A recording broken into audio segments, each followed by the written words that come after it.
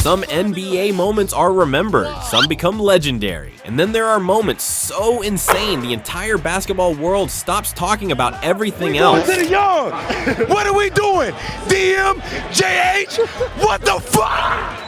We've got broken backboards, impossible comebacks, ridiculous dunks, absolute chaos, and one moment on this list completely changed how people looked at the NBA. But which one actually broke the internet? Let's start with number 10, 2012 Slam Dunk Contest. The event had gone a little stale until a wiry Pacers forward named Paul George walked out. Nobody expected a wing player, not a high-flying dunk specialist, to be the one who saved the whole night. And at this point, everyone thought they knew what was coming.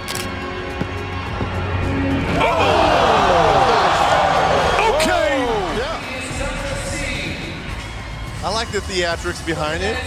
Clips of the dunk were everywhere within hours. Sports blogs, forums, group chats. It became the moment that reminded everyone why the dunk contest still mattered. But as fun as that was, the next story isn't about one night. It's about an entire season nobody saw coming. Because number 9 is about a kid who went from lottery afterthought to the youngest MVP the league had ever seen. Chicago drafted Derrick Rose with the number 1 pick, and fans hoped he'd be good. Nobody was prepared for what good actually looked like. By year 3, he wasn't just a fast point guard anymore. He was a problem nobody in the league had an answer for. That means the ball has to move, the players have to move.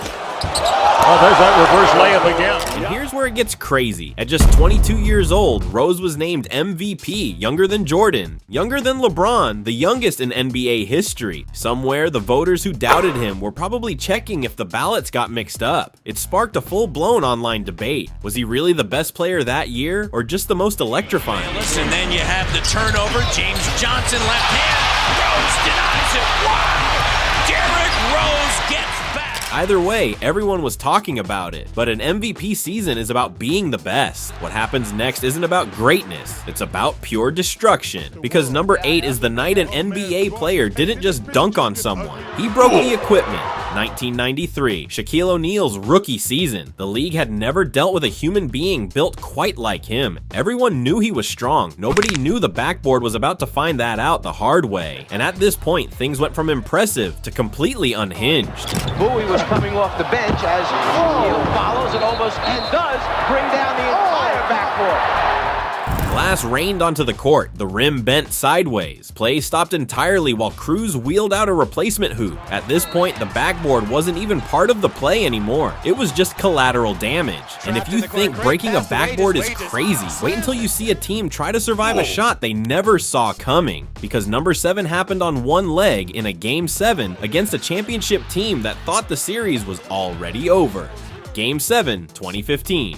Clippers versus Spurs. Chris Paul was hurt, a hamstring injury that had no business letting him play at all. He was limping up and down the floor the entire fourth quarter. Then the game came down to one final possession, and everyone thought they knew what was coming. Green and Paul.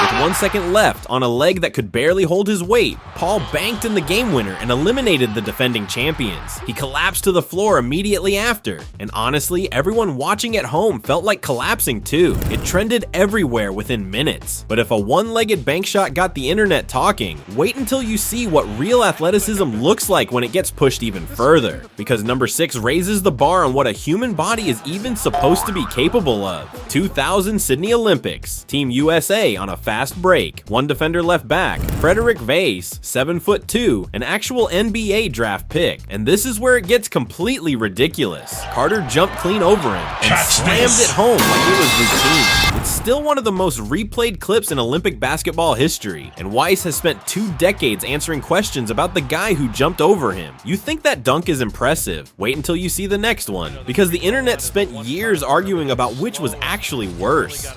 Because number 5 is the dunk that made an entire era of NBA fans forget Vince Carter's name for a solid week. 2010 Clippers versus Thunder.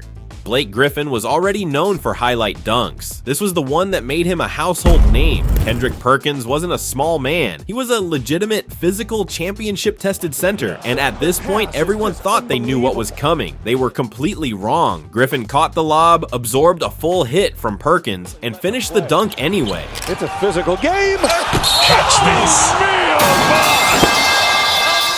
became an instant SportsCenter top play, replayed for years as the definitive answer to what does poster dunking someone actually mean. Most people remember the dunk, but almost nobody remembers what happens when a legend decides to flip an entire game in less time than it takes to read this sentence. Because number 4 isn't about a dunk at all. It's about 8 points in 9 seconds that shouldn't have been possible. 1995 Eastern Conference Semifinals. Pacers trailing the Knicks by 6 with 18.7 seconds left. Basically over. Reggie Miller had other ideas, and somehow the Knicks handed him the opening himself. And this is where things got completely insane. Teams in a playoff game. Miller for 3, and he got it. 2, and a steal. Miller retreats to the three-point line and hits again. 2 3-pointers, a steal, 2 free throws, 8 points, 9 seconds. Pacers win. It's still shown today as the gold standard for never assume a game is over, and Miller taunting the crowd afterward only made it more iconic. Most people remember the comeback. Almost nobody remembers the Knicks were the ones who fouled him into the free throws that sealed it. But an unbelievable comeback is still basketball. What happens next isn't basketball at all, because number 3 is the night the NBA completely lost control of one of its own games. November 19th, 2004, Pacers at Pistons. A hard foul, a shove, and a thrown cup were all it took to change everything. What started as a routine on-court scuffle turned into something absolutely nobody in that building was ready for. And this is where the tone of this entire list changes. Then Wallace is fouled, and Wallace did. Wallace right at Artest. This has jumped over the scorer's table and is trying to get down to the bench.